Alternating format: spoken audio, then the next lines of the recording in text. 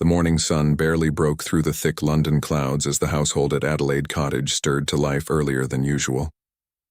Inside the modest four-bedroom home on the Windsor estate, Catherine had been awake for hours, her mind racing through every detail of the day ahead. She stood by the window, watching the first light paint the sky in shades of pale pink and gold, knowing that today would change everything for her family. William found her there, still in her dressing gown, her fingers wrapped tightly around a cup of tea that had long gone cold. He placed a gentle hand on her shoulder and she turned to face him. The weight of what was about to happen hung between them without words. His father was about to become king, and their lives, already lived under the constant glare of public scrutiny, were about to shift into an entirely new realm of responsibility and expectation. George was the first of the children to wake, his footsteps padding softly down the hallway.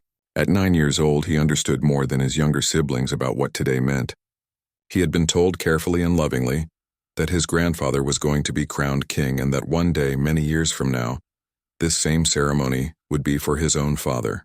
The boy carried this knowledge like a precious but heavy stone in his pocket, something he was aware of but not quite ready to fully comprehend.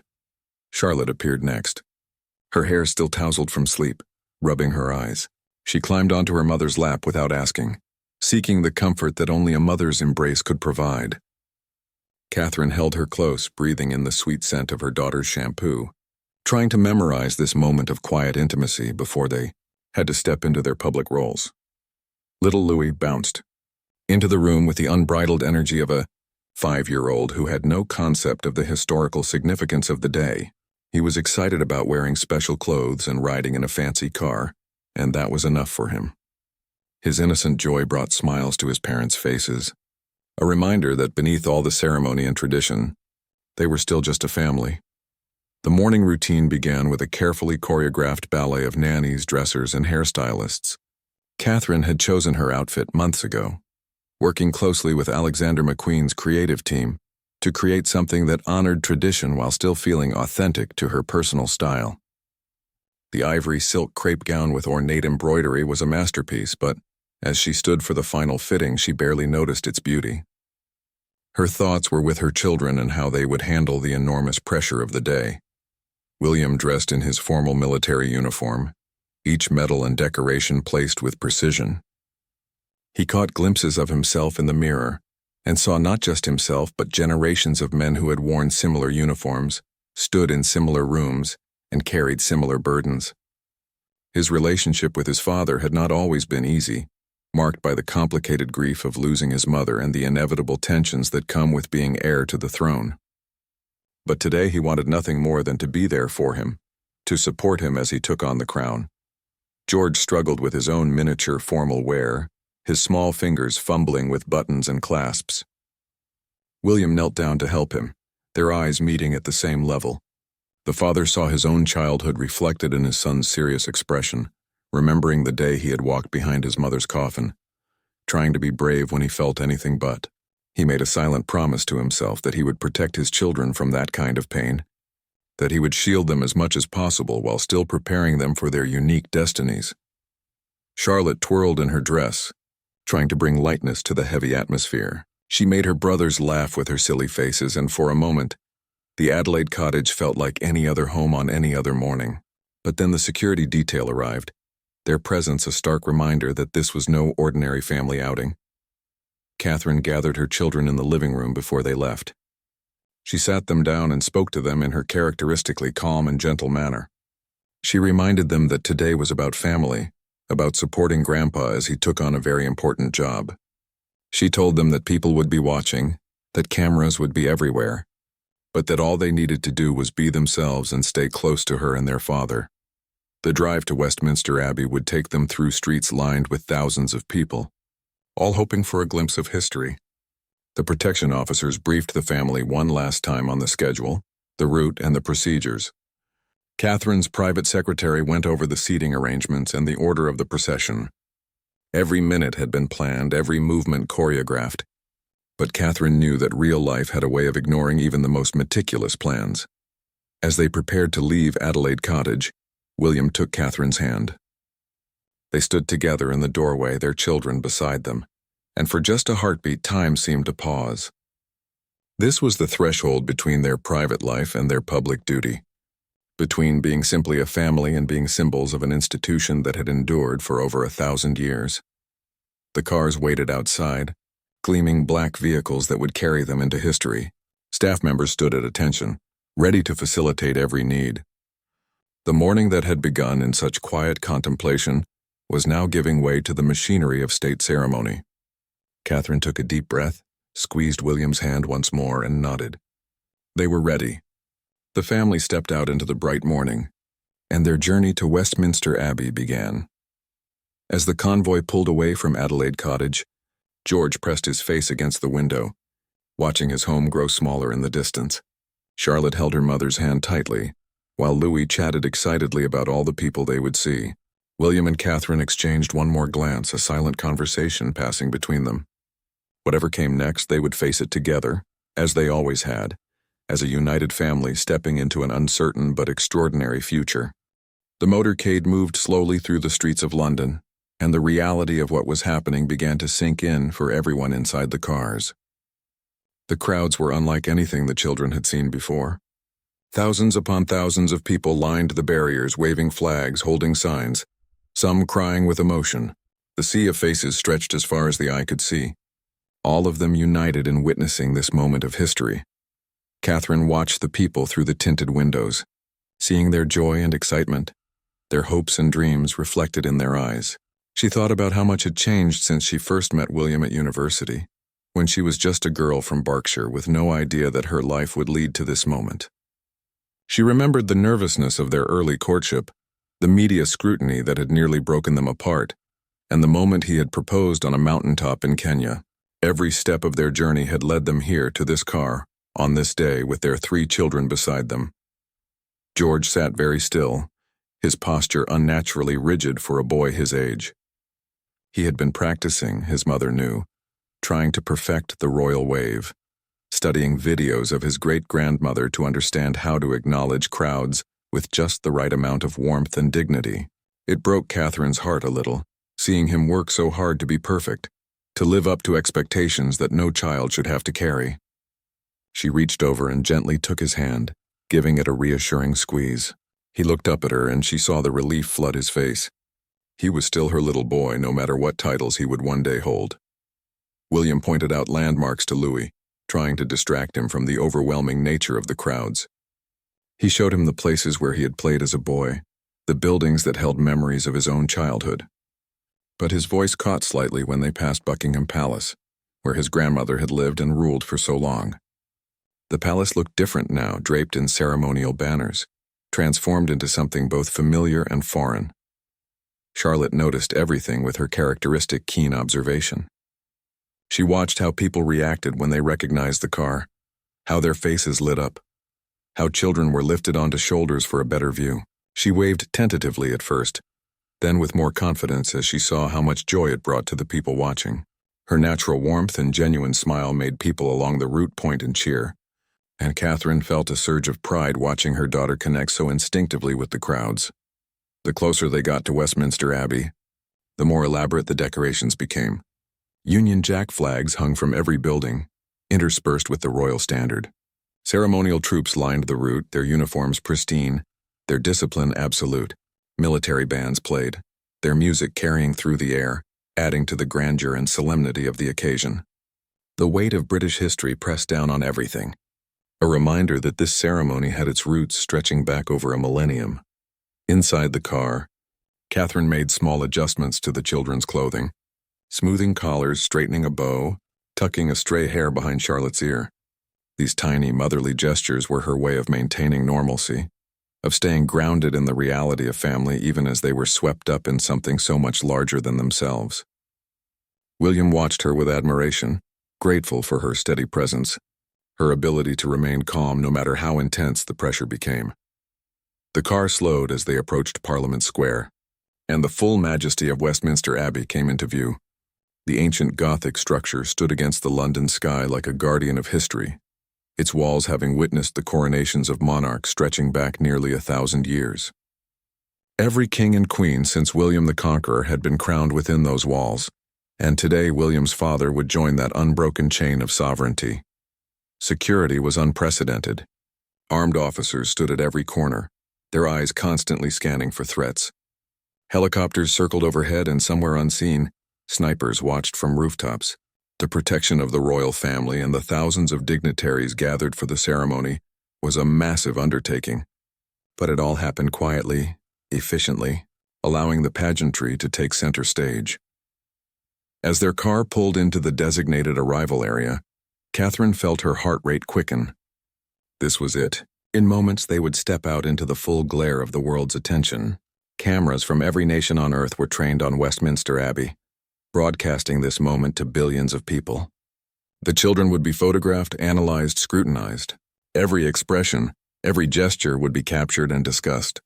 She hated this aspect of their lives, the way her children's childhood was documented and dissected by strangers. But she had learned to accept it as the price of their unique position. The car door opened, and the sounds of the crowd suddenly became real and immediate. The cheers, the music, the clicking of thousands of cameras all merged into a wall of noise that was both exhilarating and overwhelming. William stepped out first, his military uniform gleaming in the morning light. He turned and offered his hand to Catherine, who emerged with practiced grace, her expression serene despite the butterflies in her stomach.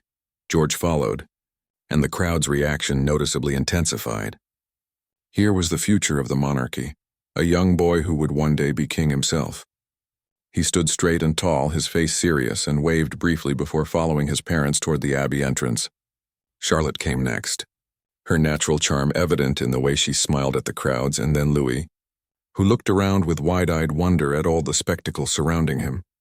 They stood together for a moment at the base of the Abbey steps, and photographers captured what would become one of the most iconic images of the day. 5 people bound by love and duty about to step into a building where history would be made. Catherine placed a gentle hand on George's shoulder. William held Louis's hand, and Charlotte stood close to her mother, drawing strength from her presence. The ancient doors of Westminster Abbey stood open before them, and from within came the sound of the organ, playing music that had been heard at coronations for centuries. The scent of flowers and incense drifted out, mixing with the spring air.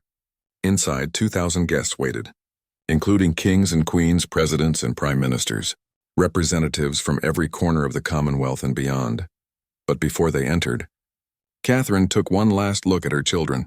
She saw the nervousness in George's eyes, the excitement in Charlotte's smile, the innocent joy in Louis's expression. She saw William's protective stance, the way he positioned himself to shield them from the most intense scrutiny.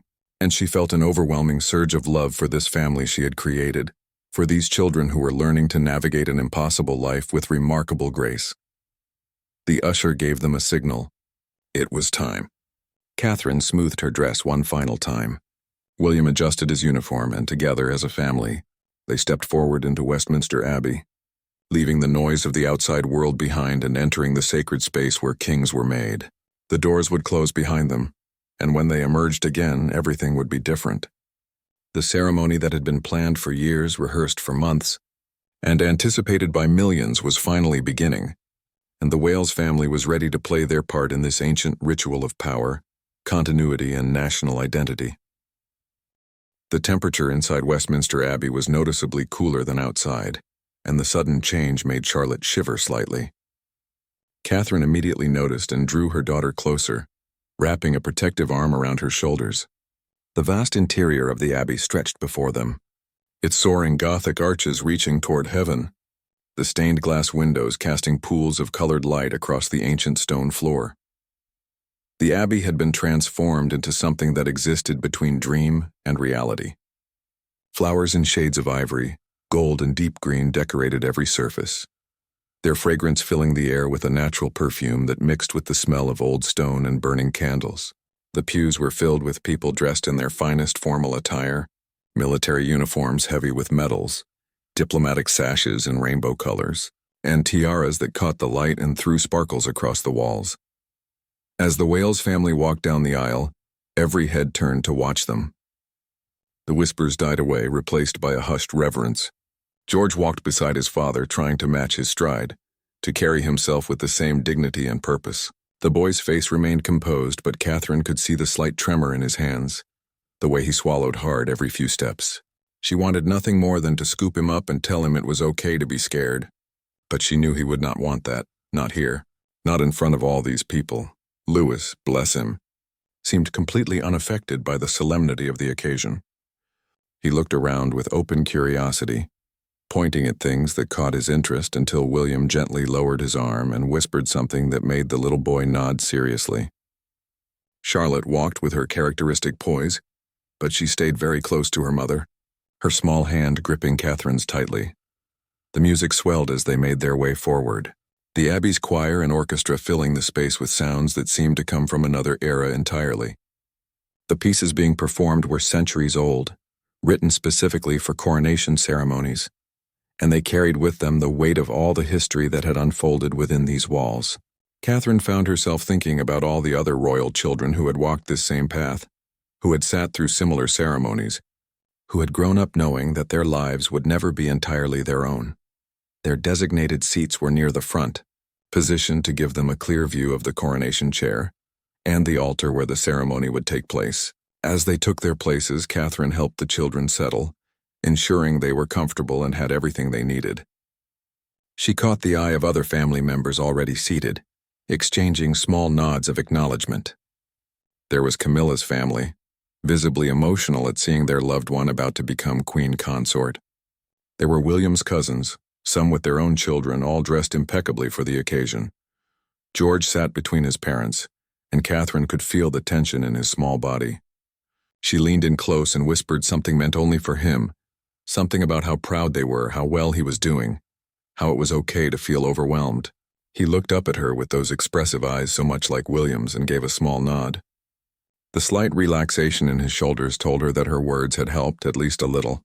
The Abbey continued to fill with guests, each entrance carefully timed and orchestrated. Prime ministers and presidents, religious leaders, and charity representatives all took their assigned places. Catherine recognized faces from around the world, people she had met at state dinners and official visits, people whose countries had ties to Britain stretching back generations or centuries. The diversity of the guests was a testament to the modern Commonwealth, a reminder that the monarchy had evolved to represent and serve a far more inclusive vision than in centuries past. Louis began to fidget, and William produced a small book from his pocket, something to keep the 5-year-old occupied during what would be a very long ceremony. It was a simple gesture, but one that showed the careful planning that had gone into every aspect of the day. They knew their youngest would struggle with sitting still for hours, and they had prepared accordingly. Charlotte leaned over to look at the book with her brother, and for a moment they were just two siblings sharing a quiet moment, temporarily forgetting about the cameras and the crowds. The atmosphere in the Abbey was electric with anticipation. 2,000 people sat in near silence, all waiting for the same moment. Outside, millions more watched on screens large and small, in homes and pubs, in town squares and village halls.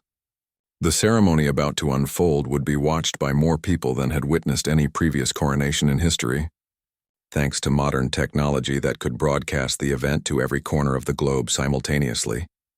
Catherine's mind drifted briefly to her own wedding day in this very building. She remembered the nerves, the overwhelming awareness of being watched, the surreal quality of participating in a ceremony that felt both intensely personal and impossibly public. She had walked down this same aisle in her wedding dress, her father by her side, her future uncertain but her love for William absolute. Now years later, she sat here with their 3 children, about to witness her father-in-law become king, and she marveled at how much life had given her and how much it had asked of her in return.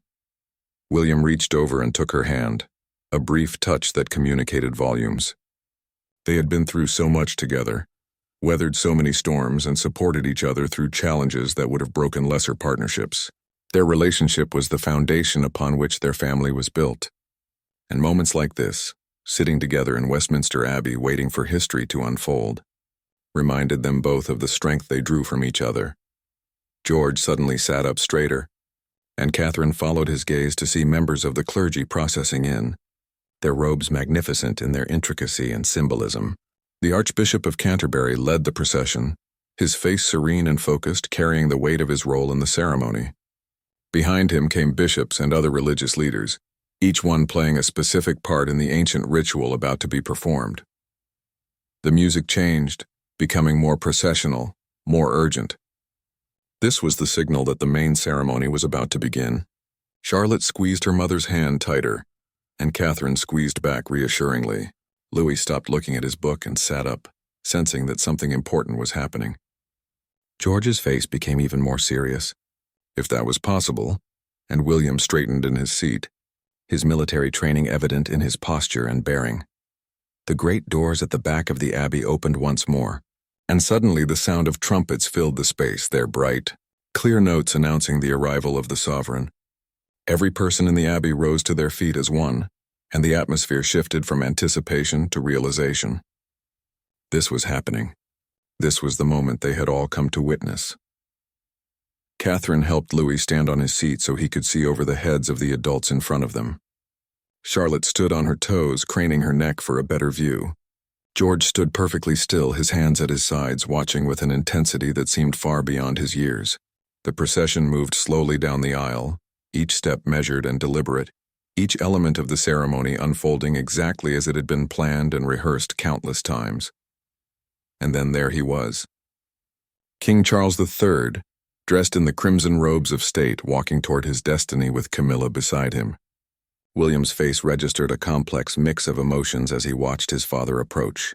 There was pride, certainly, and love, but also perhaps a shadow of sadness for all that had been lost along the way. For the grandmother who should have been here to see this day, for the mother whose absence still echoed through every royal occasion. The future king and queen consort passed by their family, and for just a fraction of a second, Charles's eyes met William's. In that brief exchange, a lifetime of complicated history passed between father and son, all the arguments and reconciliations, the pain and the healing, the duty and the love all compressed into a single look that lasted no more than a heartbeat. Catherine saw William's jaw tighten with emotion, and she knew he was fighting back tears. As Charles and Camilla took their places before the altar, the abbey fell into a profound silence. The ceremony that would formally invest him with the power and responsibility of kingship was about to begin, and everyone present understood that they were witnessing something far larger than themselves, a moment that connected them to centuries of history and tradition, to an unbroken line of sovereignty that stretched back into the mists of time. The Archbishop of Canterbury stepped forward, his voice carrying through the abbey with remarkable clarity despite his age. The words he spoke were ancient, drawn from liturgies that had been refined and perfected over centuries of coronations. Each phrase held layers of meaning, speaking not just to the man being crowned, but to the nation he would serve and the faith that underpinned the entire institution of monarchy. Catherine watched her children, as much as she watched the ceremony itself. She saw how George leaned forward slightly, his eyes fixed on his grandfather, trying to understand and remember every detail of what was happening. This was not just history for him. This was his future. One day, he would watch his own father crowned in this very place, and then, in what would seem like both a lifetime and no time at all, it would be his turn to take the oath and receive the crown. The recognition ceremony began, where the Archbishop presented Charles to the congregation, asking if they were willing to do homage and service. The resounding "God Save King Charles" that echoed through the abbey made Louis jump slightly, and William put a reassuring hand on his youngest son's shoulder. Charlotte mouthed the words along with the crowd, her face serious as she participated in this ancient ritual of acceptance and allegiance. The oath-taking was perhaps the most solemn part of the ceremony. Charles's voice was steady as he promised to govern according to law and custom, to cause justice and mercy to be executed in all judgments, and to maintain the laws of God and the true profession of the gospel. William listened to these words with particular attention, knowing that one day he would speak them himself, that these promises would become his burden and his purpose. Catherine felt a tear slip down her cheek as she watched her father-in-law dedicate himself to a life of service. She thought about the Charles she had come to know over the years, a man often misunderstood by the public, a man who loved his sons fiercely even when he struggled to show it, a man who had waited longer than anyone in history for this moment. There was something deeply moving about watching him finally step into the role he had been preparing for his entire life. The anointing was the most sacred part of the ceremony, so holy that it was traditionally hidden from view. A golden canopy was held over Charles as the archbishop anointed him with holy oil, consecrating him for his divine duty as monarch. The symbolism was powerful and ancient, connecting the British monarchy to biblical traditions of kings chosen and blessed by God. Even in a modern, secular age, this moment retained its profound spiritual significance. George watched the canopy with fascination, and Catherine knew he was storing away every detail, every gesture, every word. She wondered what it was like for him, watching his grandfather and knowing that this path was also his own. Did it fill him with excitement or dread, pride or fear? Probably all of these things and more. Emotions too complex for a 9-year-old to fully process, but powerful enough to shape the rest of his life. The investiture followed, as Charles was clothed in the golden robes of sovereignty. The sword was presented to him along with the armills, the stole, and the robe royal. Each item carried symbolic weight, representing justice, sincerity, wisdom, and the majesty of the crown itself. The ceremony moved with the precision of a ballet, every person knowing exactly where to be and what to do, the result of months of careful rehearsal and centuries of established tradition. Louis had grown quieter as the ceremony progressed, overwhelmed by the solemnity and length of it all. Catherine pulled him onto her lap, letting him rest against her as they watched.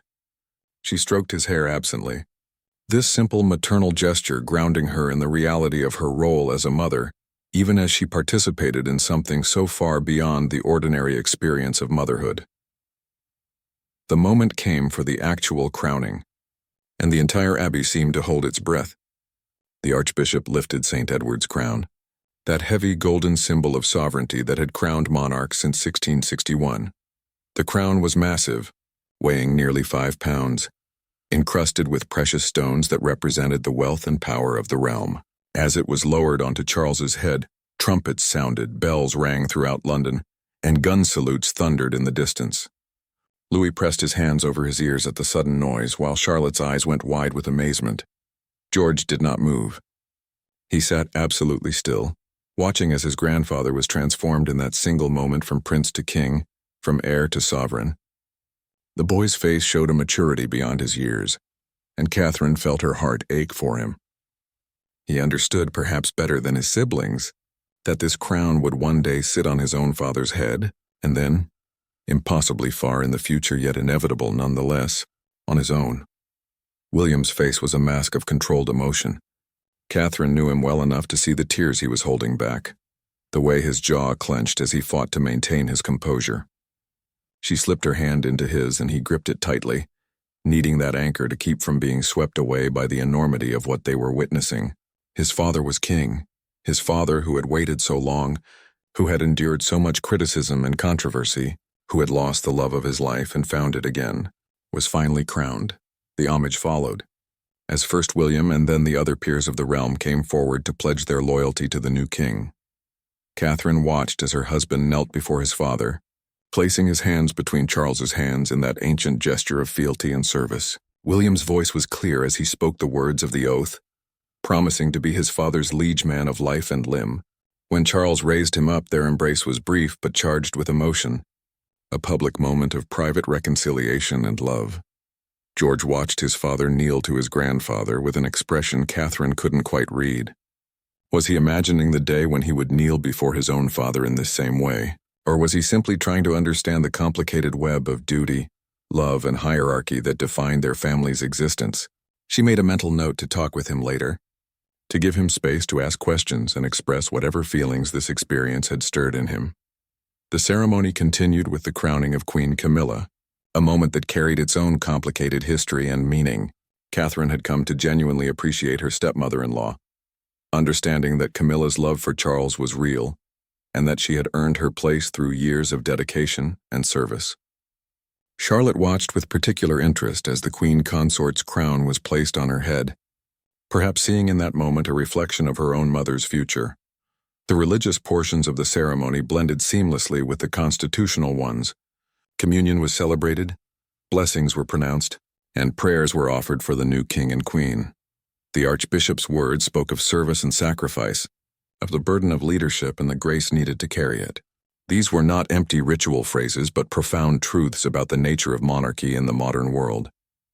As the ceremony neared its conclusion, Catherine felt both relief and a strange sense of anticlimactic.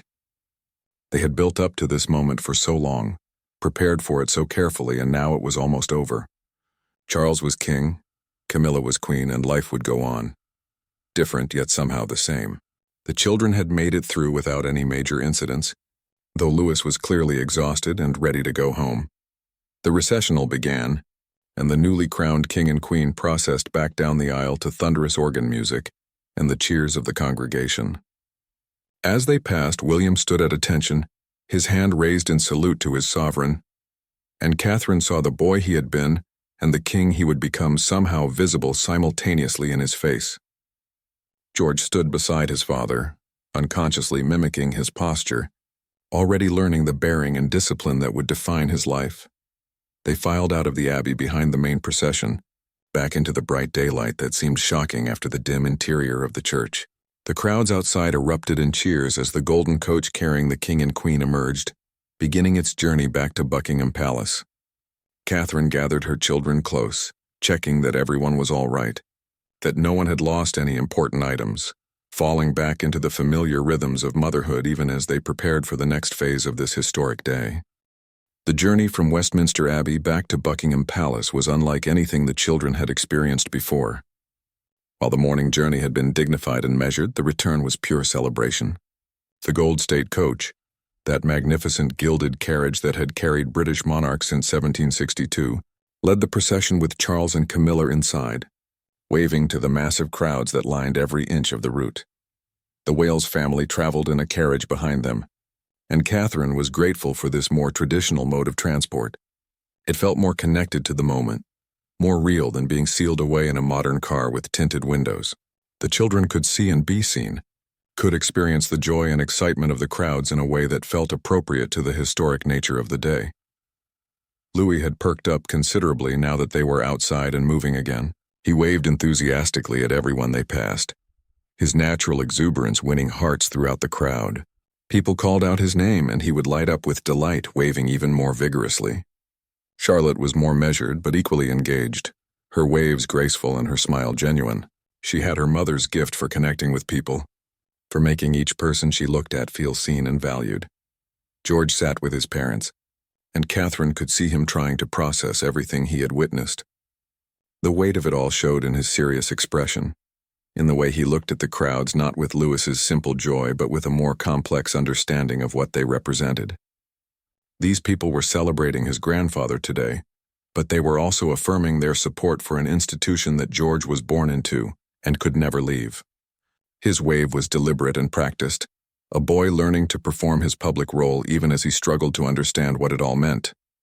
William pointed out various landmarks as they passed, trying to help the children stay grounded in the familiar even amid the extraordinary circumstances. He showed them the places where he had made public appearances as a child, where his mother had waved to similar crowds, where history had unfolded generation after generation. His voice carried both nostalgia and sadness, remembering a mother who should have been here to see her son support his father in this moment of triumph. The crowds were even larger than they had been in the morning, if such a thing was possible. People had traveled from every corner of Britain and beyond to be part of this day. They carried flags and banners, wore crowns made of paper and plastic, painted their faces with the Union Jack. The diversity of the crowd was striking. Old and young, every ethnicity and background, all united in this moment of national celebration and continuity. Catherine thought about what it meant to these people to witness a coronation. For many of the older attendees, this would be the only coronation they would see in their lifetimes, a once-in-a-generation event that connected them directly to centuries of British history. For the younger people in the crowd, it was perhaps more about spectacle and celebration, a chance to be part of something bigger than themselves, to touch history in a tangible way.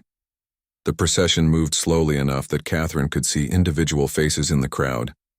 She saw families who had brought their children, teaching them about tradition and heritage in the most memorable way possible. She saw elderly women with tears streaming down their faces, overwhelmed by the emotion of the moment. She saw young couples taking selfies, documenting their presence at this historic event. Each person had their own reason for being there, their own relationship with the monarchy and what it represented. Charlotte noticed a little girl in the crowd holding a sign with her name on it, and she made sure to wave specifically at that child. The little girl's face lit up with pure joy, and Charlotte turned to her mother with a smile of her own, understanding in that moment the power she had to bring happiness to others. It was a lesson Catherine had learned years ago and had tried to instill in her children, that their position came with the ability and responsibility to use their platform for good, to bring light into people's lives. As they approached Buckingham Palace, the density of the crowd increased even further. The mall was packed with people as far as the eye could see, all of them straining for a glimpse of the newly crowned king and his family. The palace itself looked magnificent, dressed in its ceremonial finest, the royal standard flying from the flagpole to indicate the sovereign was in residence. This building, which had been Queen Elizabeth's primary residence for 70 years, was now Charles's domain, another symbol of the passing of an era. The carriages pulled into the palace courtyard, and suddenly they were shielded from the crowd, surrounded by the high walls and careful security of the royal residence. The change was abrupt and almost jarring, going from the noise and energy of the procession to the quiet efficiency of the palace staff. Footmen stood ready to assist them from the carriage, each one trained to anticipate needs before they were expressed. Louis practically tumbled out of the carriage, his energy finally released after hours of forced stillness and appropriate behavior. William caught him gently, laughing at his son's exuberance, and for a moment the formality of the day gave way to simple family joy. George emerged more carefully, still mindful of protocol even in this more private space. Charlotte took her mother's hand as they descended, and together they stood in the palace courtyard, taking a moment to breathe before the next phase of the day began. Inside the palace, preparations were already underway for the balcony appearance. This was perhaps the most anticipated moment of the entire day, when the new king and queen would appear before their subjects, when the royal family would stand together in that iconic setting that had been the backdrop for so many historic moments. Catherine knew that the photographs taken on that balcony would be reproduced and analyzed for decades to come, each person's position and expression scrutinized for meaning and significance. The children needed a moment to freshen up and recharge before the balcony appearance. Catherine took them to a private room where they could have some water and a small snack, where they could relax away from the cameras and the crowds. Louis immediately flopped onto a sofa, his formal clothes rumpled from the long day. Charlotte asked if she could take her shoes off, and Catherine readily agreed, understanding that sometimes the smallest comforts made the biggest difference. George stood by the window, looking out at the crowds gathered beyond the palace gates. William joined him there, placing a hand on his son's shoulder. They stood in silence for a moment, father and son both contemplating what the future held. Catherine watched them from across the room, her heart full of love and apprehension. She wanted to protect them from the weight of their destiny, but she knew that was impossible. All she could do was stand beside them, support them, and help them find strength in family and love. The call came that it was time to gather for the balcony appearance. Catherine helped the children make their final adjustments, ensuring everyone looked presentable. Louis had gotten a spot on his shirt, but it was small enough that it would not be noticeable from a distance. Charlotte's hair needed smoothing, and George's collar needed straightening. These small tasks centered Catherine, reminding her of who they were beneath the titles and the ceremony. They made their way through the palace corridors toward the room that led to the famous balcony. Other family members were gathering as well, all of them in high spirits after the successful ceremony. There was laughter and conversation, a release of tension after hours of careful formality. Charles and Camilla were at the center of it all, still wearing their crowns and ceremonial robes, looking simultaneously exhausted and energized by the day's events. When everyone was assembled, they received final instructions from the palace staff. The timing had to be perfect, the formation on the balcony carefully arranged to present the right visual message to the crowd and the cameras. There would be a moment of waving, then the fly past by the Royal Air Force, a tradition that stretched back decades and never failed to thrill both the royal family and the watching crowds. The doors to the balcony opened, and the roar of the crowd hit them like a physical force.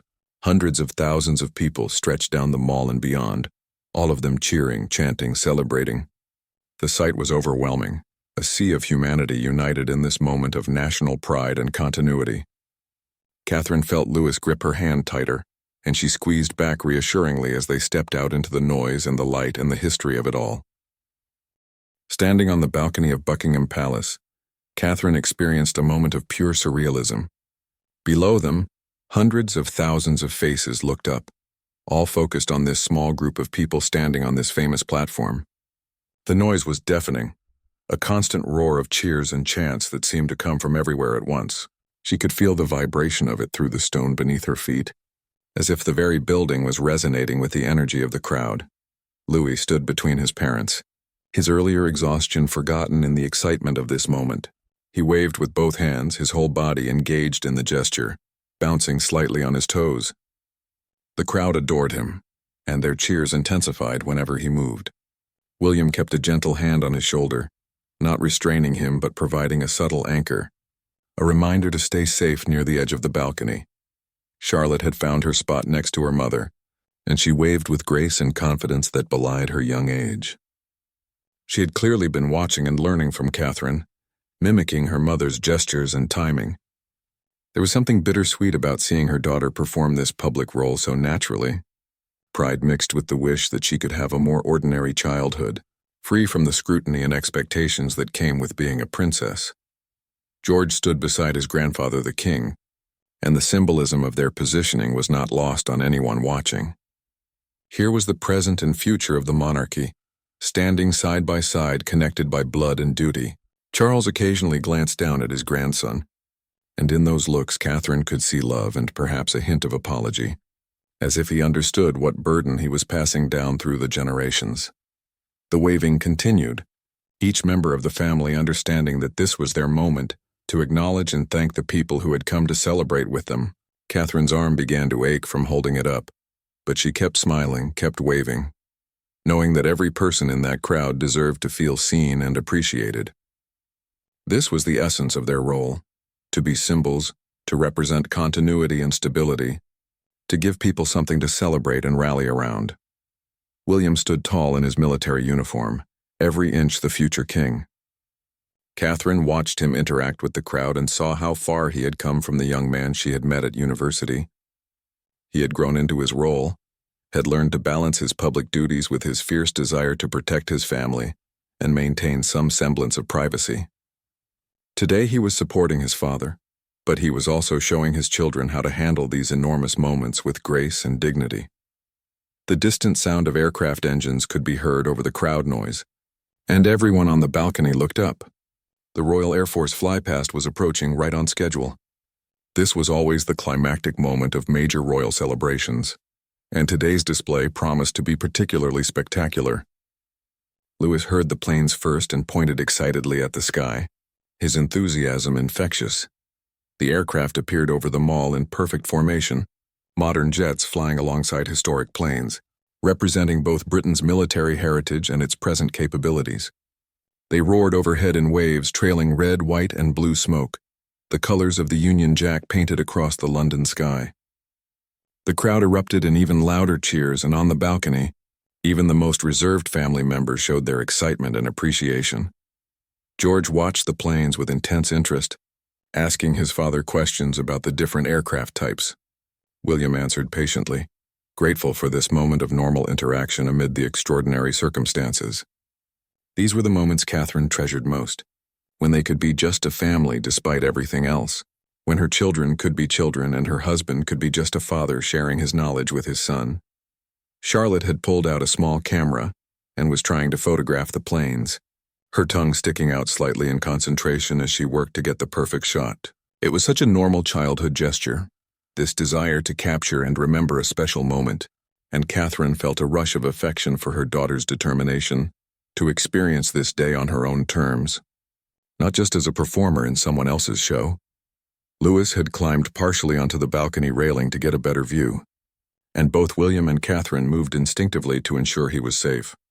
The protective gestures were automatic, the same ones they would make in any situation where their child was taking a small risk. It was grounding, this reminder that beneath all the ceremony and tradition, they were parents first, and keeping their children safe would always be their primary concern. As the last plane disappeared from view and the smoke trails began to dissipate, Charles turned to address his family. His words were private, meant only for those on the balcony, but Catherine could see the emotion in his face as he thanked them for their support. William stepped forward and embraced his father, and in that moment, all the complicated history between them seemed to fade away, leaving only love and mutual respect. The time came to return inside, to leave the balcony and retreat back into the relative privacy of the palace. The family waved one final time, a long, sustained gesture of appreciation for the crowd's enthusiasm and support. Catherine made sure each of her children got one last good wave in, wanting them to feel they had fully participated in this historic moment. As they stepped back through the doors and the noise of the crowd faded, replaced by the quiet efficiency of the palace interior, Louis let out a huge yawn. The adrenaline that had sustained him through the day was wearing off, and his 5-year-old body was reminding him that it had been an extremely long and demanding day. William scooped him up, and Louis rested his head on his father's shoulder, content now to be carried. Charlotte immediately sat down and started taking off her fancy shoes, relief evident on her face. George loosened his collar slightly, finally allowing himself to relax a bit now that the public portions of the day were over. Catherine watched them all with love and gratitude, proud of how beautifully they had represented their family and the institution they were born into.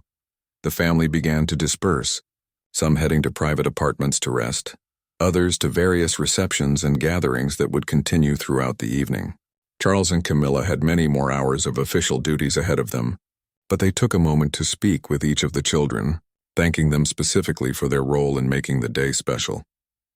William and Catherine gathered their children and headed toward their car for the journey home. As they walked through the palace corridors, Catherine reflected on the enormity of what they had just witnessed and participated in. They had been present for a coronation, something that happened perhaps once or twice in a lifetime. Her children would carry memories of this day for the rest of their lives, and those memories would shape how they understood their place in the world and their relationship to the institution of monarchy. In the car heading back to Windsor, the children were quiet, processing the day in their own ways. George stared out the window, his mind clearly working through everything he had seen and experienced. Charlotte had fallen asleep almost immediately, her head resting against the window. Louis was draped across his mother's lap, fighting to keep his eyes open but losing the battle. William reached over and took Catherine's hand, and they shared a look that communicated everything they were feeling: exhaustion, pride, relief, love, and a deep appreciation for having each other to share the weight of their unique lives. They had survived another major royal event, had supported the new king, had protected and guided their children through an overwhelming experience. As the familiar landscape of Windsor came into view, Catherine felt herself beginning to relax. Soon they would be home, away from the cameras and the crowds, just a family at the end of a very long day. There would be baths and comfortable clothes, simple food and quiet conversation. They would help the children process their experiences, answer their questions, and provide comfort where needed. The car pulled up to Adelaide Cottage, and the contrast with the grandeur of Westminster Abbey and Buckingham Palace could not have been more stark. This modest house was their sanctuary, the place where they could shut out the world and just be themselves. Catherine helped carry in the sleeping children while William dealt with their bags and the security team. Later that evening, after the children were bathed and in comfortable pajamas, the family gathered in the living room. George wanted to talk about everything he had seen, to process the enormity of the day through conversation. William sat with him, answering questions and sharing his own thoughts and feelings about watching his father become king. Charlotte drew pictures of the planes and the pretty dresses she had seen. Louis simply cuddled with his mother, content to be home and safe. As Catherine tucked each child into bed that night, she asked them what their favorite part of the day had been. Louis said it was seeing all the people and waving from the balcony. Charlotte said it was the beautiful flowers in the Abbey and the Queen's crown. George was quiet for a long moment before saying that his favorite part was watching his father and grandfather hug on the balcony, seeing them so clearly love each other despite everything. When the children were finally asleep and the house was quiet, William and Catherine sat together on their own, decompressing,